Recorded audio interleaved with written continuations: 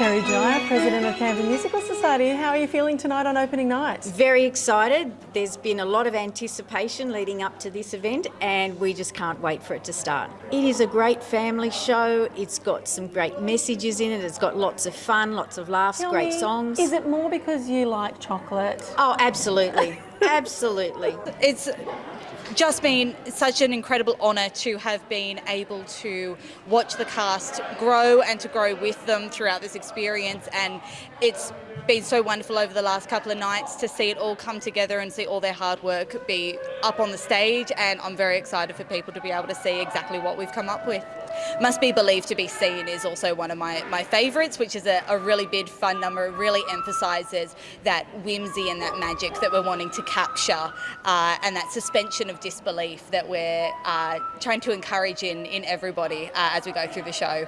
Isabel Holland, co-director of Charlie and the Chocolate Factory for Camden Musical Society. It means I get to work with my good friend Sophie and bring this beautiful vision to life with her. So this is my 6th time directing, so it's awesome to get back into a passion of mine, but a show with this many cast members and this many children, it's definitely a first. I always cry in If Your Father Were Here, because I know it's all fantastical. The whole show is full of colours and boldness, and then suddenly there's this moment of just stillness and reflection, and I find that really beautiful. Ian Buchanan, the musical director of Charlie and the Chocolate Factory. Are you excited for tonight? I'm very excited for tonight. We've had a very good run with rehearsals. The cast look primed and ready to go. The band's been playing well, and all we need now is really an audience. My role in this production is the choreographer. It's very, very exciting. It was actually my first time choreographing a show, so yeah, this was really exciting. We've got a really good production team, really good cast, and it's so nice to see my vision come alive. Mike TV's Vidiots is when he leaves. I really love how it's sort of contemporary, and a lot of it is about the lines and the shapes and that they make as a group, and just how the whole picture looks, and I think that's really exciting. Now you've got an assistant choreographer. Is she here tonight? Yes, she is here, Sydney. She's amazing. Okay, and how's that worked for having an assistant? And So good. Like we just get each other, and she steps up when I need her to, and she's just always supporting me, which is really nice. Peter Gollop, you're Wonka in Charlie and the Chocolate Factory for Yes, I am. Camden Musical Society. Yes. Are you looking forward to the opening night? Absolutely, yeah. This is amazing. This is really exciting. Everyone is going absolutely nuts. So what are you looking forward to the most as part of the production? I think just the fact that it's so off the wall. And how's it been as this character? Very iconic. Yeah, it's so much fun. It's such an open role. I mean, yes, there's a script, but you just get to play with it the whole time. So it's just trying to keep everyone completely on their toes. No one should have any idea what's going on in the show in terms of what's going to come next. How is it to have another Charlie and the Chocolate Factory playing alongside when you were rehearsing? I mean, it makes it a lot harder, having to only getting half the rehearsals, but if you practice outside, it'll be fine. Definitely very fun to be on stage. I would recommend. And what's your favourite song in the show? Probably the View From Here song, the last one. Yeah. Dean, you tell us what you're doing for Charlie and the Chocolate Factory. I'm playing Grandpa Joe. Okay, and what character's that like to play? It's an interesting character. It's definitely the oldest character I've had to play. I've done a lot of shows. The oldest character I've probably played so far is about a 40-year-old, so Grandpa Joe is 90 and a half, so that's a big leap to play a character that old, and trying to take on the physicality of that and the voice. It's definitely been a challenge. Yeah, and so how do you prepare for that physicality?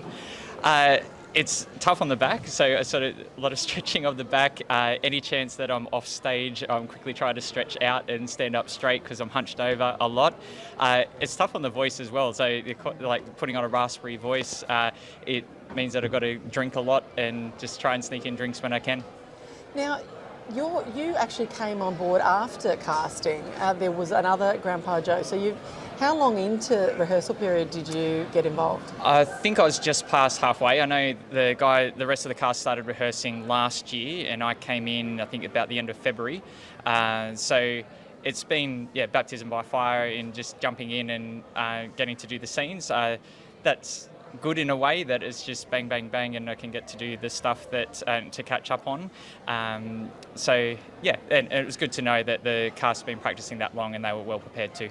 I play Mrs. Gloop, the mother of Augustus Gloop. Mrs. Gloop is from Bavaria.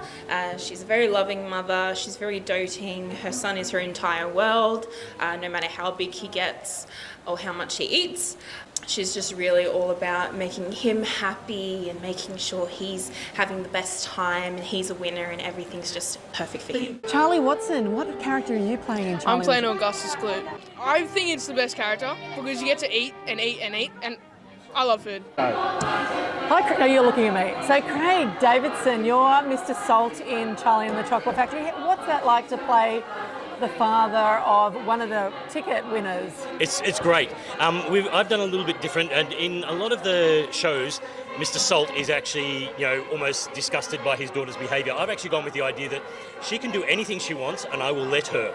And I think I just tried to play it a little bit differently because I think that as a loving parent, and if you had the opportunity to give your child anything, you would. And so that's how I've tended to play him. So she's a spoilt brat, and it is all my fault. I take full responsibility. I also play a little bit of a role as Mr. Bucket. I'm the dream Mr. Bucket.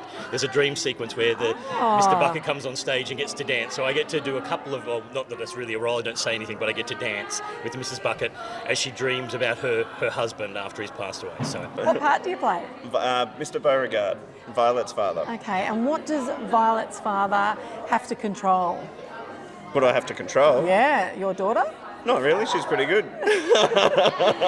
She's the daughter, an angel of a daughter. Is she? Okay, so what's she known for? She's famous for chewing gum for 3 years straight. There's a bit of a messy situation throughout the show, isn't it, with poor Violet? A little bit, yeah. Okay, we've got Charlie and Chloe here, two of our, it's Violet and Veruca in Charlie and the Chocolate Factory. What is it like playing two of the golden ticket winners? Oh, it's a great time. It's been really fun to be able to develop the characters as our own, but taking inspiration from other things. I think our iterations are really different to the movies and the other musicals that have been going on, but just the golden ticket winners as a whole are actually such a tight-knit group, and we have so much fun on stage together, and it's such a fun time. It is just such an enjoyable experience, and like Charlie said, the different types of characters that we've seen over the years of these two girls, and just to see how off stage me and Charlie are best friends, and on stage we get to be like, ugh, I hate you, and it's just incredible. It's so much fun.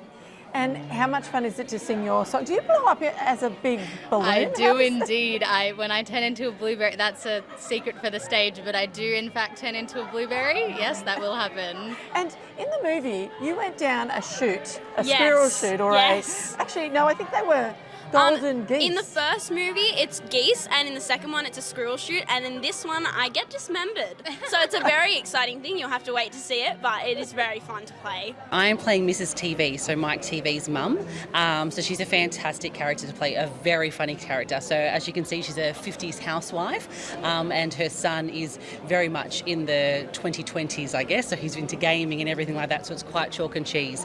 But yeah, she's very funny. She actually carries around a little flask in her handbag of lemonade that she has some swigs of throughout the show. So she's got some very funny one-liners. Dylan, what character do you play? Mike TV. Oh my goodness. What does that mean you get to do, Mike TV? So I have What Could Possibly Go Wrong at the start, which is predominantly sung by my stage mother, Mrs. TV.